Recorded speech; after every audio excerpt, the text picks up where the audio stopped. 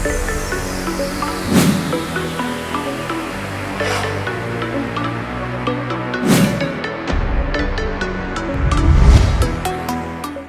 పంచాయతీ అనేది 2022లో విడుదలైన ఒక విభిన్నమైన విలేజ్ డ్రామా చిత్రం. టెలివిజన్ రంగంలో యాంకర్ల రాణిగా దశాబ్దాలుగా నవ్వించిన ప్రముఖ యాంకర్ సుమా కనకాల చాలా ఏళ్ల తర్వాత వెండితెరపై లీడ్ రోల్ పోషిస్తూ రీఎంట్రీ ఇచ్చిన సినిమా ఇది. జయమ్మ పంచాయతీ సినిమా ఒక పక్క విలేజ్ నేటివిటీతో కూడిన చిత్రం కావడంతో దీనిని చాలా సహజంగా తెరకెక్కించడానికి చిత్ర యూనిట్ ఎంతో శ్రమించింది. సినిమాకు పక్కా లోకల్ ఫ్లేవర్ రావడం కోసం ఎలాంటి సెట్స్ వేయకుండా నిజమైన గ్రామాల్లో షూట్ చేశారు. ఆంధ్రప్రదేశ్లోని శ్రీకాకుళం జిల్లా పరిసర ప్రాంతాలైన పాలకొండ, చిన్నయ్యపేట వంటి మారుమూల గ్రామాల్లో 2021 వేసవి కాలంలో ఈ సినిమా షూటింగ్ జరిగింది. అక్కడి పచ్చటి పొలాలు, పాతకాలపు ఇల్లు, ఊరి రచ్చబండ లొకేషన్లు సినిమాకు ఎంతో సహజత్వాన్ని తెచ్చిపెట్టాయి. సినిమాలోని పాత్రలు ఆర్టిఫిషియల్గా ఉండకూడదని దర్శకుడు విజయ్ కుమార్ కలివరపు ఒక వినూత్న ప్రయోగం చేశారు. సినిమాలోని ప్రధాన పాత్రలైన సుమ, దేవి ప్రసాద్ మినహా ఊరి జనాల పాత్రల్లో నటించిన వారిలో ఎక్కువ మంది శ్రీకాకుళం స్థానిక ప్రజలే. చిత్ర యూనిట్ షూటింగ్కు ముందే అక్కడ ఆడిషన్స్ నిర్వహించి స్థానికులను ఎంపిక చేసి వారికి నటనలో కొద్ది రోజులు శిక్షణ ఇచ్చి మరీ కెమెరా ముందుకు తీసుకొచ్చారు. దీనివల్ల వారి డైలాగ్ డెలివరీ, యాస చాలా పక్కాగా కుదిరాయి. ఆస్కార్ విజేత ఎంఎం కీరవాణి లాంటి పెద్ద మ్యూజిక్ డైరెక్టర్ ఈ చిన్న సినిమాకు పనిచేయడం ఒక పెద్ద విశేషం. దర్శకుడు విజయ్ కుమార్ రాసుకున్న కథ, ఆ విలేజ్ డ్రామా నచ్చడంతో కీరవాణి వెంటనే ఈ ప్రాజెక్ట్కు ఓకే చెప్పారు.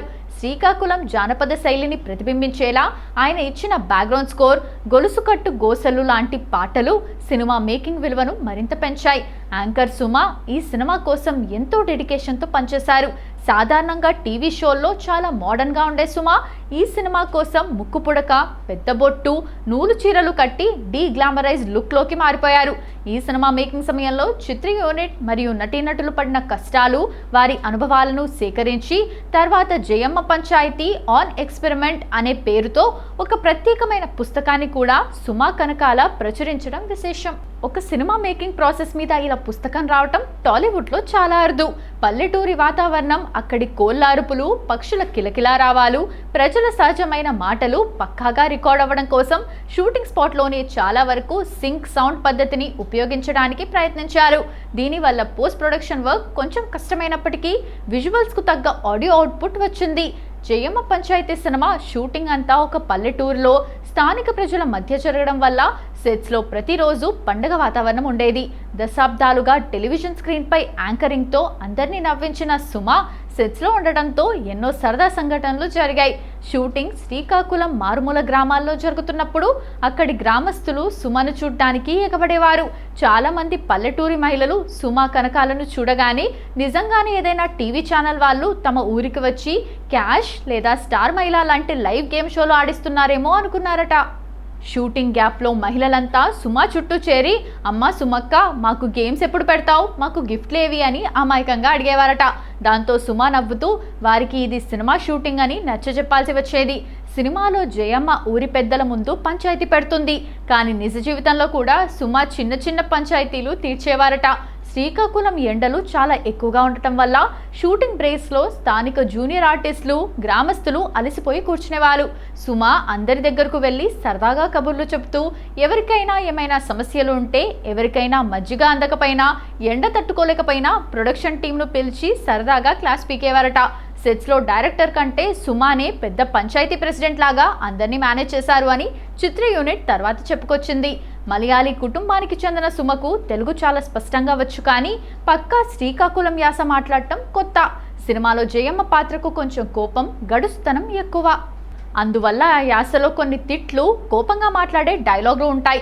సుమ ఆ డైలాగులను ప్రాక్టీస్ చేస్తున్నప్పుడు టోన్ సరిగ్గా కుదరక వింతగా వచ్చేదట.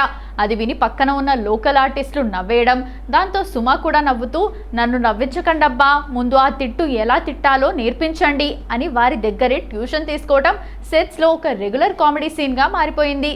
సాధారణంగా సినిమాల్లో నటీనటులకు ప్రొడక్షన్ ఫుడ్ ఉంటుంది. కానీ సుమపై ఉన్న అభిమానంతో ఆ ఊరి ప్రజలు రోజుకో ఇల్లు చొప్పున తమ ఇళ్లల్లో వండిన పక్కా శ్రీకాకుళం స్టైల్ వంటకాలను క్యారవన్ దగ్గరకు తెచ్చి ఇచ్చేవారట. సుమ ఆ వంటకాలను ప్రొడక్షన్ ఫుడ్ పక్కన పెట్టేసి సెట్స్లోనే అందరితో కలిసి కింద కూర్చొని చాలా సరదాగా తినేవారు. పల్లెటూరి ప్రజల ఆత్మీయత సుమకు బాగా నచ్చేసిందని ఆమె ఎమోషనల్ అయ్యారు. సినిమాలో జయమ్మకు ఒక కోడిపిల్లకు మధ్య కొన్ని సీన్లుంటాయి. షూటింగ్ సమయంలో ఆ కోడిపిల్ల సుమ చెప్పిన మాట అస్సలు వినేది కాదట. డైరెక్టర్ యాక్షన్ అనగానే అది ఎటో పారిపోవడం, లేదంటే సుమ నెత్తిన ఎక్కి కూర్చోవడం చేసేదట. ఒక సీన్లో కోడిపిల్ల చేతిలో నుండి తప్పించుకుంటే నూలు చీర కట్టుకున్న సుమ కూడా దాని వెనకాలే పల్లెటూరి వీధుల్లో పరిగెత్తాల్సి వచ్చింది. ఆ సీన్ చూసి యూనిట్ అంతా గట్టిగా నవ్వుకున్నారు. ఆ తర్వాత సుమ ఆ కోడిపిల్లకు నా కోస్టార్ అని పేరు పెట్టుకొని సరదాగా ఫోటోలు కూడా దిగారు. జయమ్మ పంచాయతీ ఒక చిన్న బడ్జెట్ విలేజ్ బ్యాక్డ్రాప్ సినిమా అయినప్పటికీ దీని మేకింగ్ సమయంలో చిత్ర యూనిట్ ఊహించని శారీరక సాంకేతిక సవాళ్లను ఎదుర్కొంది. ముఖ్యంగా ఒక పాపులర్ స్టార్ యాంకర్ను లీడ్ రోల్లో పెట్టి పక్కా లోకల్ నేటివిటీతో సినిమా తీస్తున్నప్పుడు వారు ఎదుర్కొన్న ప్రధాన సవాళ్లు. ఈ సినిమా షూటింగ్ జరుగుతున్నప్పుడే భారతదేశంలో కోవిడ్-19 సెకండ్ వేవ్ చాలా తీవ్రంగా వచ్చింది.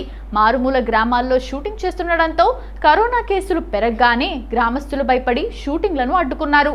దాంతో మధ్యలోనే ప్యాకప్ చెప్పి చిత్ర యూనిట్ హైదరాబాద్ వచ్చాల్సి వచ్చింది. దాదాపు 3 నుండి 4 నెలల గ్యాప్ తర్వాత మళ్ళీ షూటింగ్ ప్రారంభించారు. అంత గ్యాప్ వచ్చినా నటీనటుల కాస్ట్యూమ్స్, లుక్స్ మరియు పల్లెటూరి వాతావరణం మారకుండా చూసుకోవడం ప్రొడక్షన్ టీంకు పెద్ద సవాల్గా మారింది. ఈ సినిమా షూటింగ్ ఎక్కువ భాగం ఏప్రిల్, మే నెలల వేసవి కాలంలో జరిగింది. శ్రీకాకుళం జిల్లాలో ఆ సమయంలో ఎండలు, ఉక్కపోత చాలా ఎక్కువగా ఉంటాయి. సినిమాలోని పంచాయతీ సీన్లు, వీధి సీన్లు అన్నీ ఎండలోనే షూట్ చేయాల్సి వచ్చింది. దాదాపు 40 డిగ్రీల పైగా ఉన్న ఉష్ణోగ్రతల్లో సుమ నూలు చీరలు కట్టుకొని గంటల తరబడి ఎండలో నిలబడి నటించాల్సి వచ్చింది. ఎండల తాకిడికి చిత్ర యూనిట్లో చాలా మంది అనారోగ్యానికి గురయ్యారు. అయినప్పటికీ షెడ్యూల్స్ పూర్తి చేయడానికి అందరూ కష్టపడ్డారు. సినిమాకు అతిపెద్ద బలం మరియు సవాలుగా నిలిచింది అక్కడి స్థానిక యాస. మలయాళీ అయిన సుమకు తెలుగుపై పట్టు ఉన్న ఉత్తరాంధ్ర మాండలికం మాట్లాడటం పూర్తిగా కొత్త. డైలాగులు పలికేటప్పుడు ఎక్కడా తెలంగాణ లేదా కోస్తా టోన్ రాకుండా పక్కా శ్రీకాకుళం యాసలోనే మాట్లాడాలని డైరెక్టర్ పట్టుపట్టారు. దీనికోసం సుమ డైలాగ్ డెలివరీపై ప్రత్యేకంగా శ్రద్ధ పెట్టారు. లొకేషన్లో ఉన్న లోకల్ వారితో మాట్లాడి మరీ తన యాసను సరిచేసుకోవాల్సి వచ్చింది. ముందు చెప్పుకున్నట్టు ఈ సినిమాలో ఊరి జనాలుగా నటించిన వారిలో 90% మంది నిజమైన గ్రామస్తులే.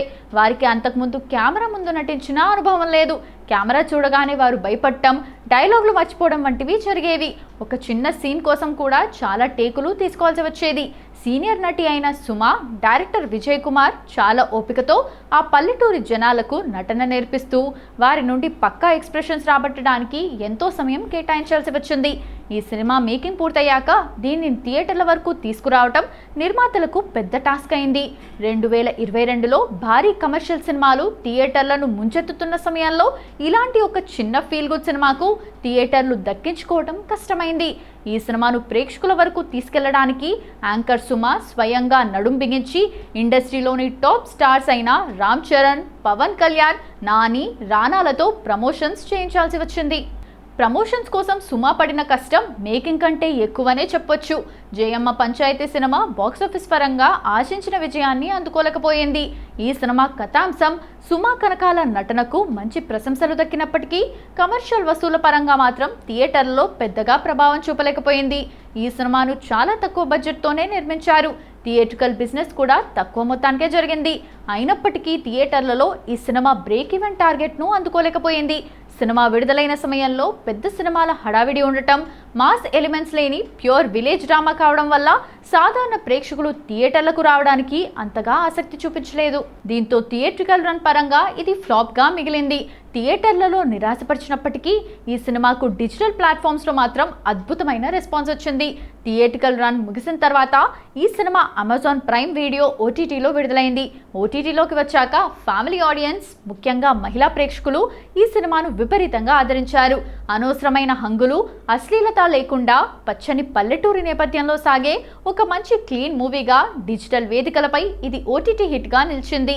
కమర్షియల్ బాక్స్ ఆఫీస్ లెక్కల ప్రకారం ఫ్లాప్ అయినప్పటికీ నటిగా యాంకర్ సుమకు ఇది ఒక మంచి ప్రయోగంగా మిగిలింది. సుమ కేవలం టీవీ షోల్లో నవ్వించడమే కాదు, వెండి తెరపై ఒక సీరియస్ ఎమోషనల్ పాత్రను కూడా అద్భుతంగా పండించగలరని విమర్శకుల నుండి ప్రశంసలు అందుకుంది.